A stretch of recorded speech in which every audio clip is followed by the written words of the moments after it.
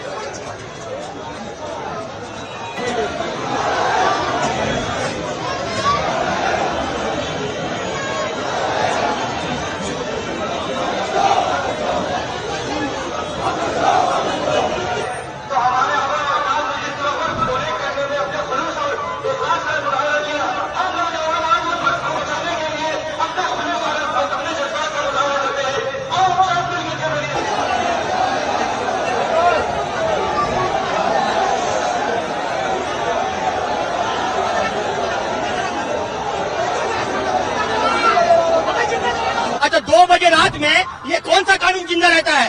ये 2 बजे रात में कौन सा कानून जिंदा रहता है? लोग का जो बिल जो है पास करा लिया जाता है।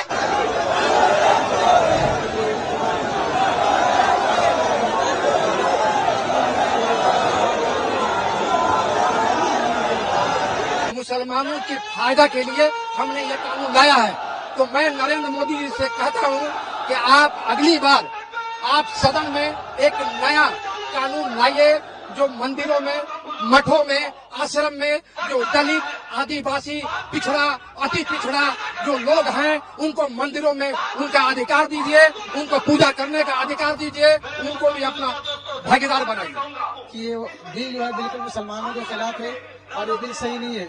मुसलमानों से अगर मोहब्बत होती मोदी जी को तो मुसलमानों के एजुकेशन पे बात करते हैं, हेल्थ पे बात करते हैं, इस तरीके से जो चीज उस पर बात करते हैं। आप बार बार मुसलमानों के खिलाफ ऐसा क्यों कोई चीज लाते हैं जिससे मुसलमान समुदाय भड़क जा रहा है? ये चीज बिल्कुल गलत है।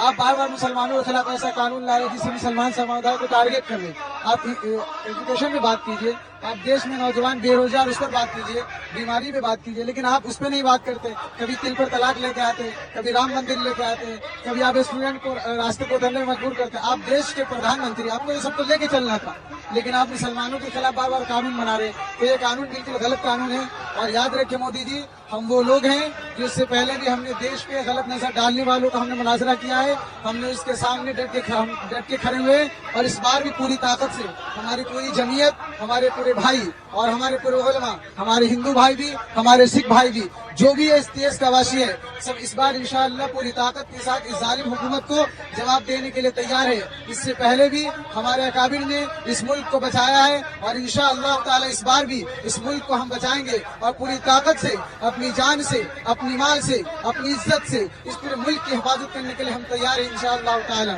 सबसे पहली बात आपके मीडिया के माध्यम से तो मैं ये कहना चाहूँगा कि आज हिंदुस्तान में एक ऐसी सरकार है जो सरकार जिन लोगों को जो बिल नहीं चाहिए वो सरकार लेके आती है। लोग बोल रहे हैं, चिल्ला रहे हैं कि हमें ये ऐसा बिल, ऐसा कानून नहीं चाहिए, लेकिन वो लेकर के आ रहे हैं। जैसे मिसाल के तौर पे किसानों के लिए बिल लाया गया, किसानों को नहीं चाहिए वो बिल, किसानों ने प्रोटेस्ट किया, वो बिल को उनको वापस लेना पड़ा। मुसलमानों के लिए 3 तलाक का बिल लेकर के आए, मुसलमानों को नहीं चाहिए, हम अपने शरीयत के कानून पे चलना चाहते हैं। लेकिन कुछ मुसलमान जिनको इन लोगों ने खरीद लिया है उसको मीडिया के सामने ला करके वो बताना चाहते हैं कि ये जो 2-4 मुसलमान जिनको उन लोगों ने खरीद लिया है यही एक्चुअली सब मुसलमान के नुमाइंदे हैं। जो है ऐसा नहीं है। आज जो वक्त बिल इन लोगों ने लाया है, जो लोकसभा में पास किया गया जो है, मैंने कल अमित शाह का भाषण देखा, अमित शाह बोल रहे हैं कि वक्त जो है कोई गैर मुस्लिम उसमें वक्त नहीं करेगा। मैं कहना चाहता हूं कि जो गैर मुस्लिम लोग हैं वो क्यों वक्त करेंगे? वक्त जो है मुसलमान करते हैं, लेकिन वो बोलते हैं कि ये मुसलमानों का जो वक्फ बोर्ड है उसमें गैर मुस्लिम, क्रिश्चियन कोई भी वहाँ पे आ सकते हैं। तो मैं कहना चाहता हूँ कि किसी भी बोर्ड में जो एक धर्म विशेष का बोर्ड है, उस धर्म विशेष के बोर्ड में दूसरे धर्म के लोग कैसे अपॉइंट किए जा सकते हैं?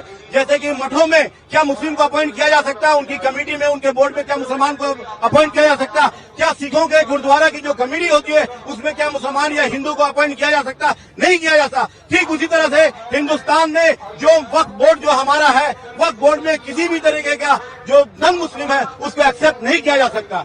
वक्फ बोर्ड क्या है ये जानना चाहिए लोगों को।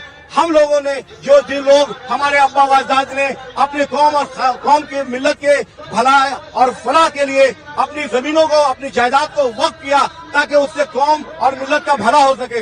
लेकिन आज नरेंद्र मोदी ये सियासी खेल खेल रहे हैं और हिंदू मुस्लिम के बीच में डिवाइड एंड रूल की पॉलिसी को अपना करके वो सत्ता में बने रह जाना चाहते हैं। तो हम लोग अपने जानों की कुर्बानी देने से भी बाज नहीं आएंगे।